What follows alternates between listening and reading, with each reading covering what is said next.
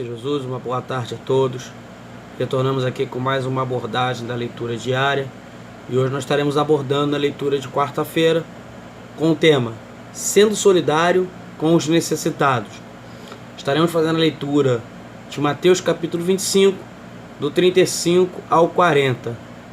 Diz assim a palavra do Senhor: Porque tive fome e destes-me de comer, tive sede e destes-me de beber, era estrangeiro e hospedastes-me, estava nu e vestiste-me, adoeci e visitaste-me, estive na prisão e foste-me ver. Então os justos lhes responderão, dizendo: Senhor, quando te vimos com fome e te demos de comer, ou com sede e te demos de beber? E quando te vimos estrangeiro e te hospedamos, ou nu e te vestimos? E quando te vimos enfermo ou na prisão e fomos ver-te? E respondendo o rei, lhes dirá: Em verdade vos digo que quando fizeste a um destes meus pequeninos irmãos, a mim o fizeste. Nesta parábola escatológica, Mateus nos mostra que aqueles que creem irão servir naturalmente outros que estão em necessidade. Aqueles que estão em necessidade serão assistidos por aqueles que são justos, aqueles que creem, né?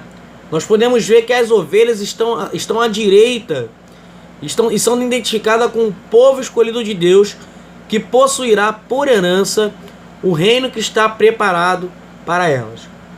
A razão pela qual estes entram no reino é que eles dão àqueles que têm necessidades. Esta lista descreve atos de misericórdia que as pessoas podem realizar todos os dias. Estes atos independem de riquezas, capacidade nem inteligência.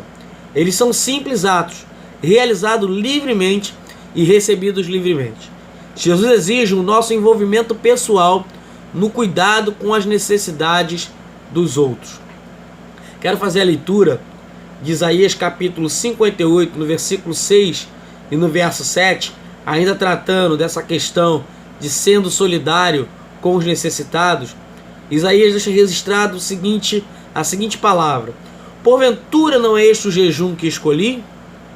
Que solte as ligaduras da impiedade, que desfaça as ataduras do jugo, e que deixes livres os oprimidos, e despedace todo o jugo? Porventura não é também que repartas o teu pão com o faminto, e recolha em casa os pobres abandonados, e, quando vires o nu, o cubras, e não te escondas da tua carne? É interessante nós façamos essa abordagem, essa leitura, para demonstrar que aquele que é salvo, ele pratica obras não para ser salvo, mas sim porque ele é salvo, ele pratica boas obras. O fato de que esta lista se repita 4 vezes nesta parábola indica sua importância como uma orientação para o discipulado prático. A lista não é minuciosa, mas em lugar disso, representa todos os tipos de bons atos. Essa parábola não está ensinando a salvação pelas obras, mas a evidência da salvação para aqueles, quem é salvo pratica boas obras. As vidas encarceradas em presídio e demais unidades de internação nos dias de hoje são extremamente carentes de afeto, perdão e de transformação no caráter, na alma e no espírito.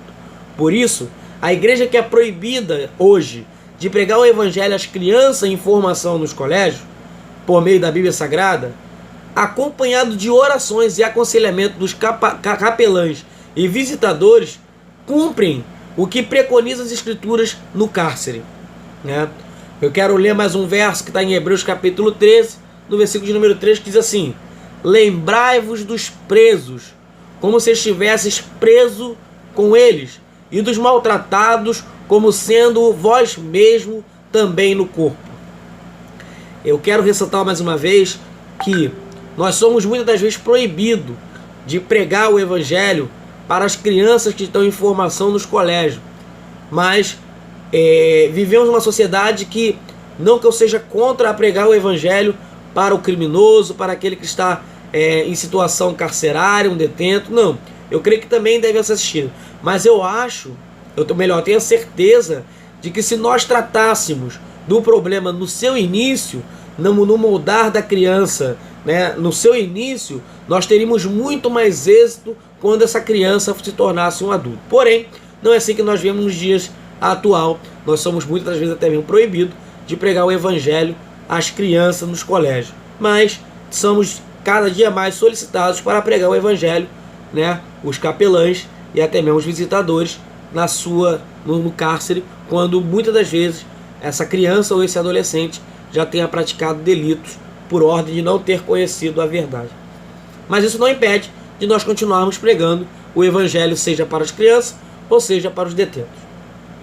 Portanto, por mais que somos proibidos de pregar o evangelho nos colégios, a atividade da capelania prisional nos dá o acesso ao detento e nos permite realizar o trabalho concentrado na salvação, cura e libertação das almas que estão no cárcere.